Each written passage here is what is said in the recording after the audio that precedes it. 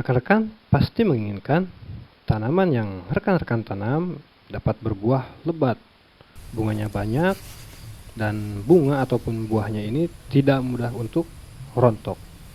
Untuk memiliki tanaman seperti ini sebetulnya tidak sulit.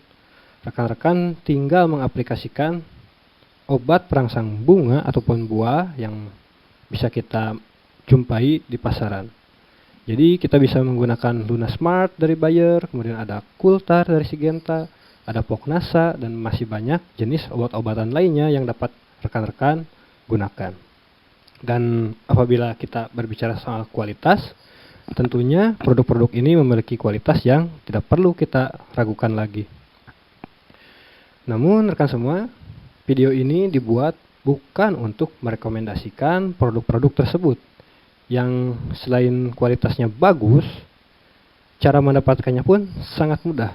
Rekan-rekan tinggal pergi ke toko pertanian atau cari toko online, ketik-ketik sedikit, transfer, dan rekan-rekan tinggal menunggu pesanan diantar. Sebaliknya di sini kami malah akan mengajak rekan-rekan untuk memiliki obat perangsang ini dengan cara yang ribet, dengan cara yang melelahkan, dan tentu akan banyak membuang waktu luang yang rekan-rekan miliki. Karena kita akan membuat obat perangsang ini sendiri. Meskipun kita membuatnya sendiri, rekan-rekan tidak perlu khawatir. Dari segi kualitas, ini masih dapat bersaing dengan produk-produk yang dijual di pasaran. Jadi rekan semua, di video ini kita akan membuat ramuan organik yang dapat merangsang pertumbuhan bunga dan buah yang bernama Booster.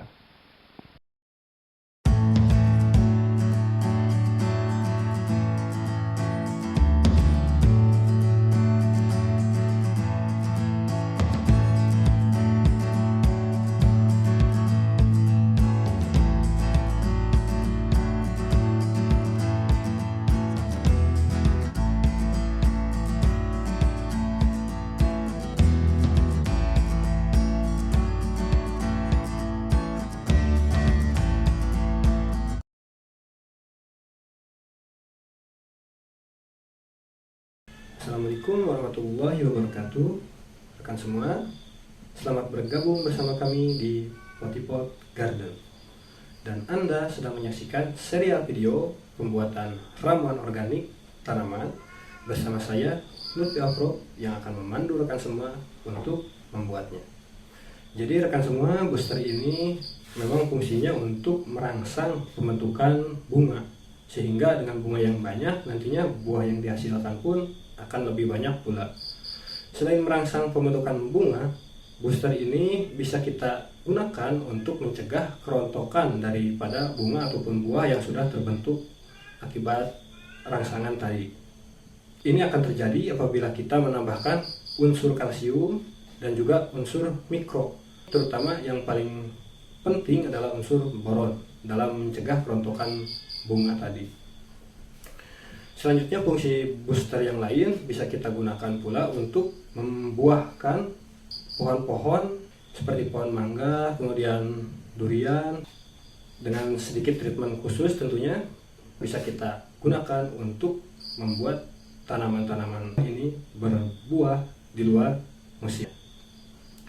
Nah, jadi rekan semua, untuk cara pembuatan kita akan langsung praktikkan pada video ini. Dan kita akan masuk ke tahap pertama, yaitu adalah tahap persiapan. Rekan semua, sebelum kita masuk ke tahap pengerjaan, ada beberapa hal yang perlu kita perhatikan. Yang pertama yaitu mengenai kebersihan. Jadi untuk tempat kerja maupun peralatan serta bahan ini perlu kita bersihkan terlebih dahulu. Nah, seperti kita ambil contoh seperti meja ini yang akan kita gunakan, baiknya kita bersihkan terlebih dahulu menggunakan sabun. Kemudian peralatan dan bahkan bahan pun kita cuci terlebih dahulu.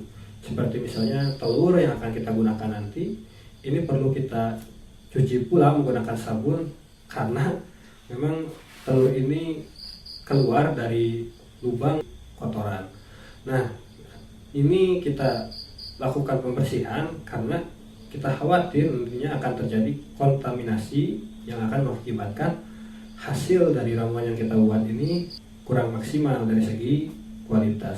Maka dari itu kebersihan wajib sekali kita jaga di sini. Lebih baik lagi apabila rekan-rekan mau melakukannya secara aseptis, maka kualitas dari ramuan ini pasti akan lebih baik lagi. Rekan semua, bahan-bahan yang kita perlukan untuk membuat booster telah kita siapkan. Bisa rekan-rekan lihat di sini.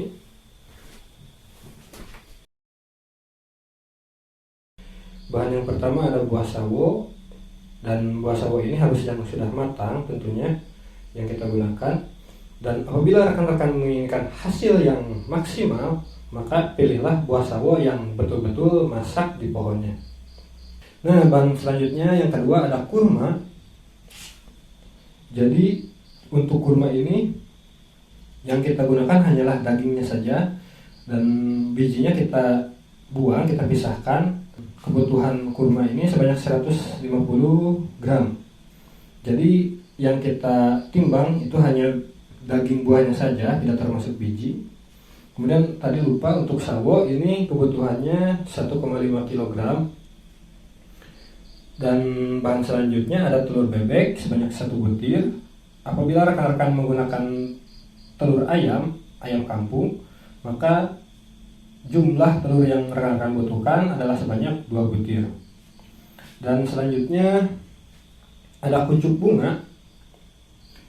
Jadi di sini kita menggunakan kuncup bunga yang berasal dari jantung pisang. Nah, ini seperti ini. Dan ada sedikit yang harus diperhatikan di sini. Jadi saat pengambilan kuncup ini, rekan-rekan harus melakukannya pada malam hari, di mana hormon-hormon perangsang bunga dari tanaman pisang ini sedang berkumpul di bagian kuncup-kuncup ini. Dan untuk bahan selanjutnya kita membutuhkan MSG atau pecin sebanyak 30 gram. Kemudian kita membutuhkan pula susu. Di sini kita menggunakan susu kaleng. Yang jelas ini adalah susu UHT yang kita gunakan. Apabila rekan-rekan ingin hasilnya lebih baik lagi, maka rekan-rekan harus menggunakan susu yang murni. Susu murni itu akan jauh lebih baik nantinya kualitas dari ramuan kita.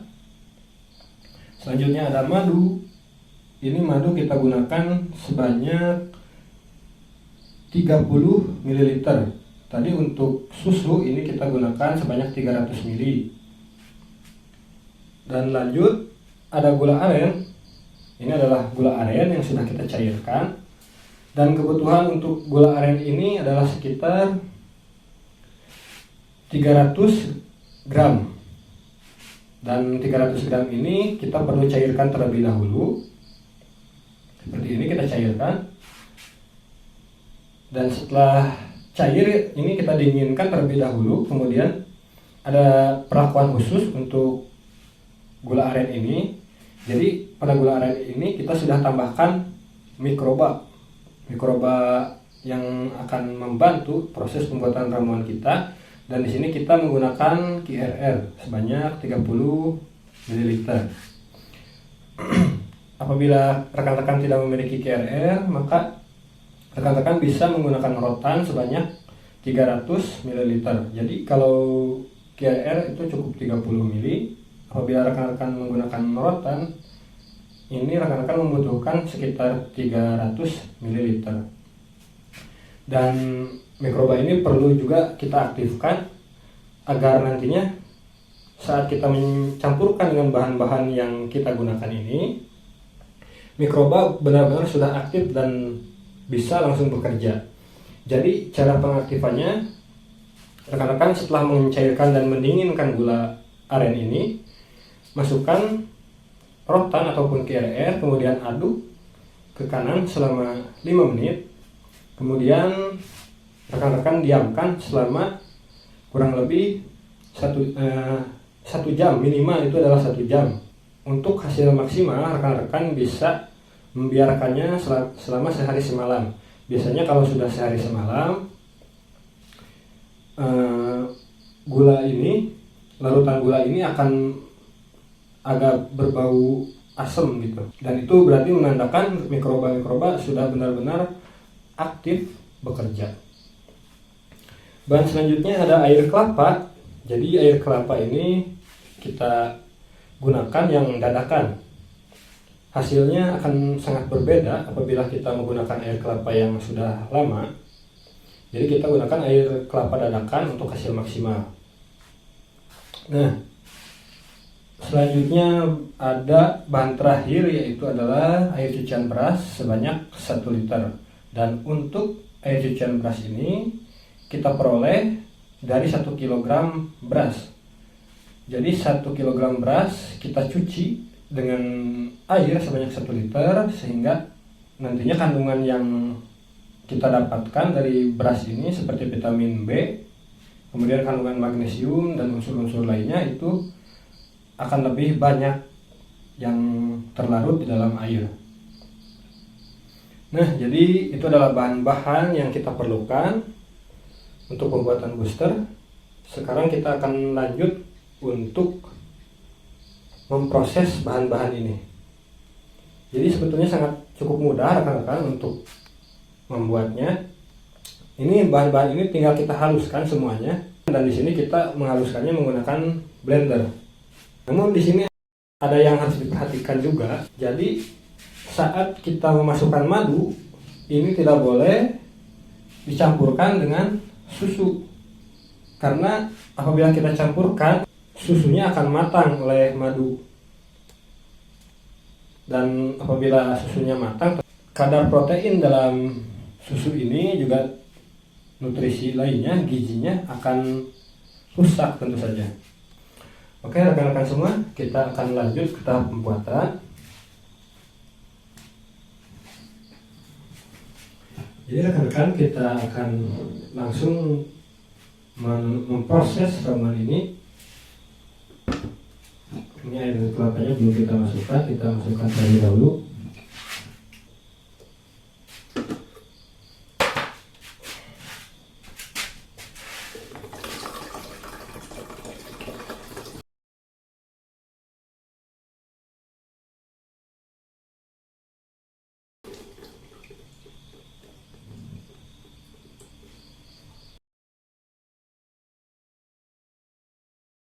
Kemudian kita coba ukur dulu.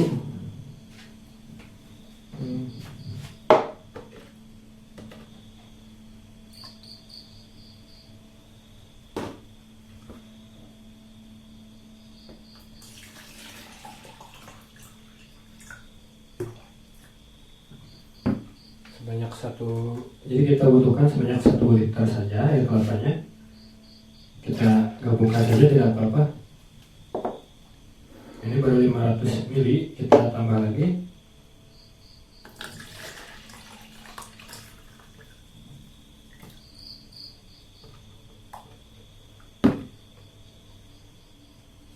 Nah, jadi cukup ya rekan 1 liter.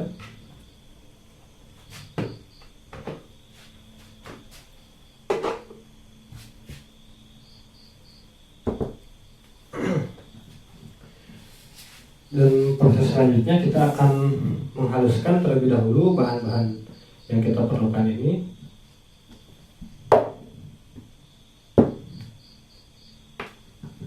Nah, rekan-rekan, pertama kita cincang dulu buah sawo ini agar nantinya mudah saat kita memasukkannya.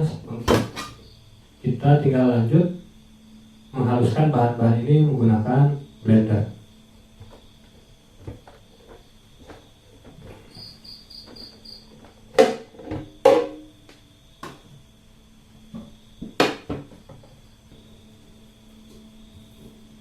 Kita isi air terlebih dahulu. Kita kasihkan air beras.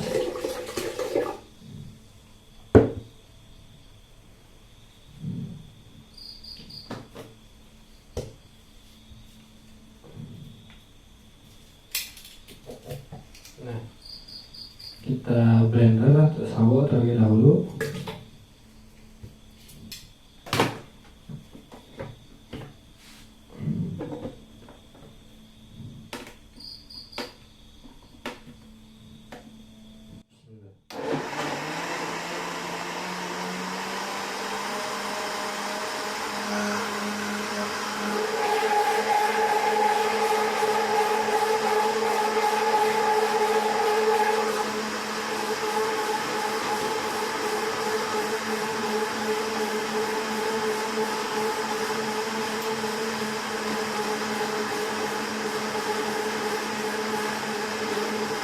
Jadi sementara kita akan masukkan terlebih dahulu ke wadah agar nanti saat pengadukan lebih mudah dilakukan.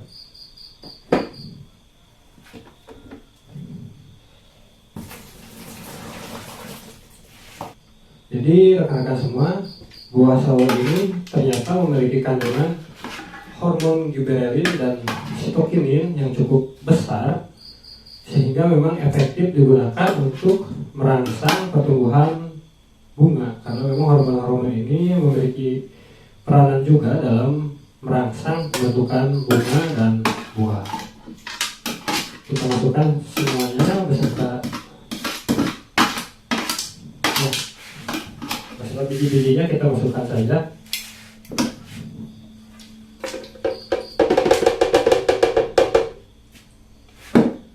Oke, di sini kita masukkan juga pecin atau MSG sebanyak 30 gram. Kemudian kita masukkan juga air susunya.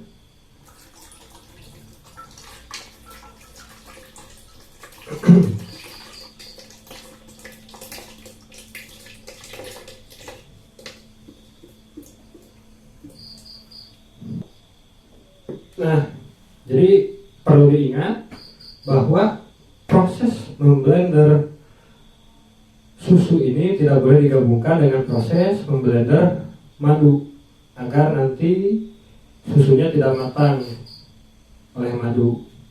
Jadi memang ternyata madu ini bisa mengakibatkan susu menjadi matang apabila dicampurkan dan diaduk bersamaan.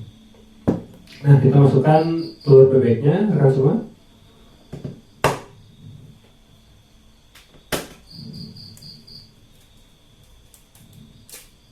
Wow, muncrat.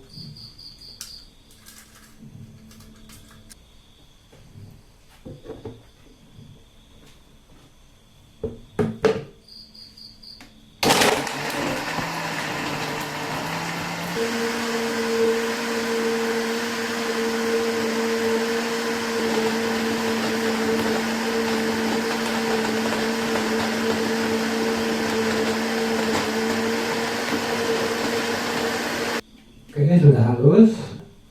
Sekarang kita gabung bersama dengan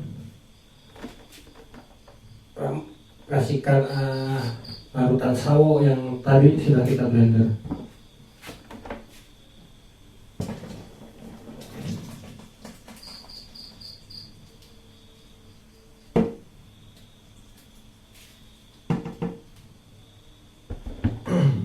Nah, tinggal tersisa bahan terakhir, yaitu madu.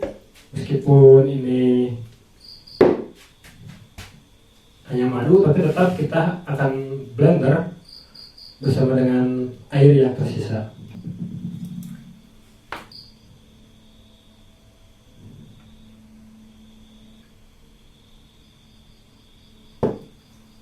Kita tambahkan saja madu ini.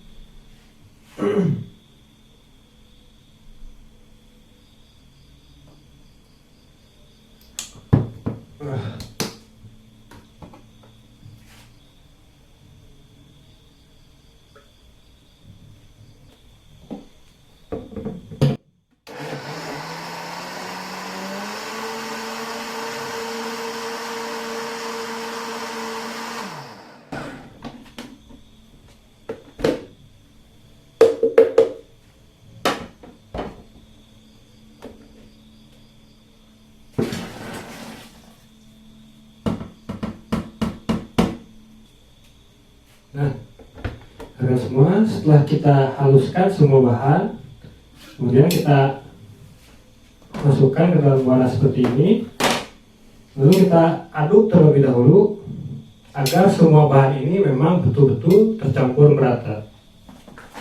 Kita aduk. Nah, setelah kita aduk seperti ini, setelah tercampur rata, lalu kita masukkan ke jerigen fermentasi.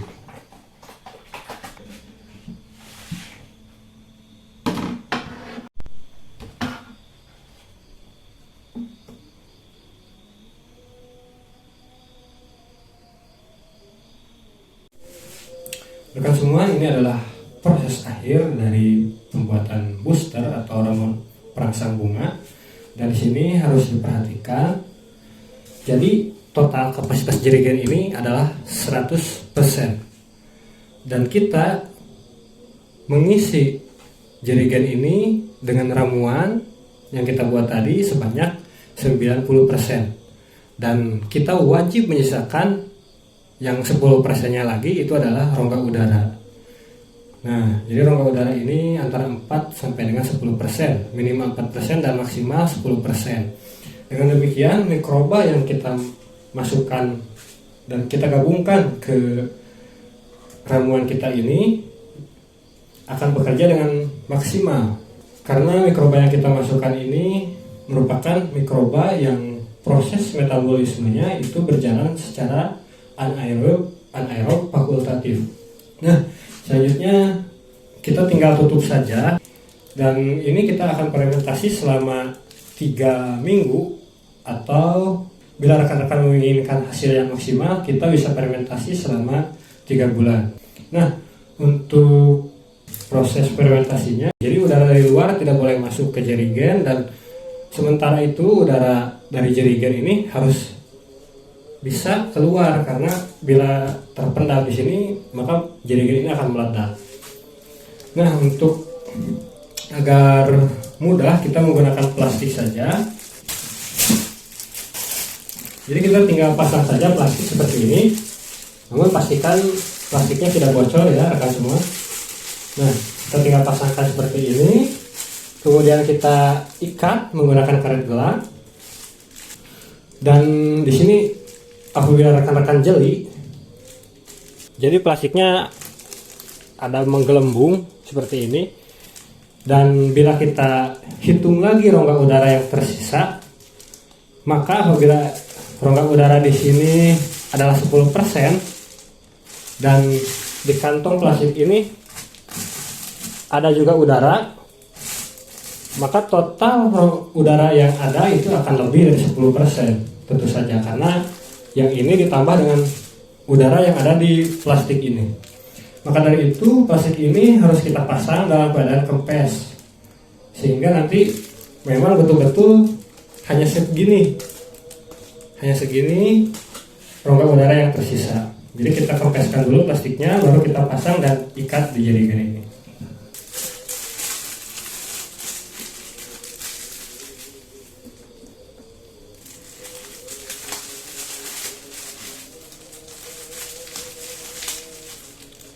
Jadi kita harus berhati-hati ya rekan-rekan agar plastik ini tidak bolong, karena bila bolong ini akan menyebabkan terganggunya proses fermentasi. Nah, jadi cukup seperti ini rekan-rekan. Ini buang dulu ya udaranya, kita buang. Nah, jadi cukup seperti ini rekan-rekan. Lalu kita pindahkan ke tempat yang gelap. Nah, untuk dosisnya rekan-rekan bisa menggunakan booster ini sebanyak 100 ml per 15 liter air. Jadi untuk tanaman-tanaman yang semusim atau sekaligus habis, satu kali panen saja, seperti melon, kemudian kedelai, kemudian kacang jepun. Nah, rekan-rekan bisa mengaplikasikannya mulai fase generatif sampai dengan terbentuk bakal buah dari tanaman tersebut. Dan ini interval pemberiannya adalah sebanyak 1 minggu sekali. Dan selanjutnya untuk tanaman yang tidak sekaligus habis atau seperti misalnya cabai, kemudian cabai rawit, bonteng dan lain sebagainya, maka rekan-rekan aplikasikan setiap mulai fase generatif sebanyak 1 minggu sekali. Jadi interval pemberiannya 1 minggu sekali. Dan untuk tanaman keras ini bisa rekan-rekan gunakan untuk membuahkan tanaman tersebut di luar musimnya. Dosisnya sama, yaitu 100 ml ditambah dengan 15 liter air. Namun pemberiannya ini dengan cara diinfuskan ke akar tanaman tersebut. Jadi rekan-rekan bisa mencari akar tanaman tersebut yang ukurannya kurang lebih sebesar jari seperti ini. Kemudian infuskan sebanyak 1 gelas saja. Dan selain diinfus, bisa juga rekan-rekan menyepraikan ke bagian daunnya. Itu interval pemberiannya 1 minggu sekali sama. Dan kita hentikan penggunaan booster ini ketika memang tanaman kita sudah berbuah, sudah berbunga dan sudah terbentuk bakal buah. Lalu ada tambahan juga rekan-rekan semua, tidak serta-merta menggunakan booster maka tanaman pohon kita akan berbuah. Di sini ada treatment khusus yang harus dilakukan. Jadi rekan-rekan harus terlebih dahulu memupuk tanaman yang akan dibuahkan di luar musim tersebut. Pertama, rekan-rekan 3 bulan sebelumnya minimal rekan-rekan sudah memupuk tanaman tersebut. Jadi di sekeliling tanaman tersebut kita pupuk terlebih dahulu, bisa menggunakan kohe ataupun daun-daunan, lalu kita kubur. Dan setiap 2 minggu sekali kita masukkan pupuk vegetatif. Jadi kan sebelum membentuk bunga dan buah itu, tanaman pun memerlukan daun yang akan memproses unsur-unsur hara yang nantinya juga akan dipakai untuk membentuk bunga. Jadi daun ini memang harus baik terlebih dahulu sehingga nantinya bunga yang dihasilkan pun akan baik juga. Nah, mungkin seperti itu rekan-rekan untuk video kali ini. Selamat mencoba dan semoga tanaman yang rekan-rekan miliki dan aplikasikan tanaman ini menjadi lebih baik dari segi hasil panen. Nah, terima kasih rekan-rekan semua sudah menyaksikan video ini, telah mendukung kami. Semoga bermanfaat dan wassalamualaikum warahmatullahi wabarakatuh.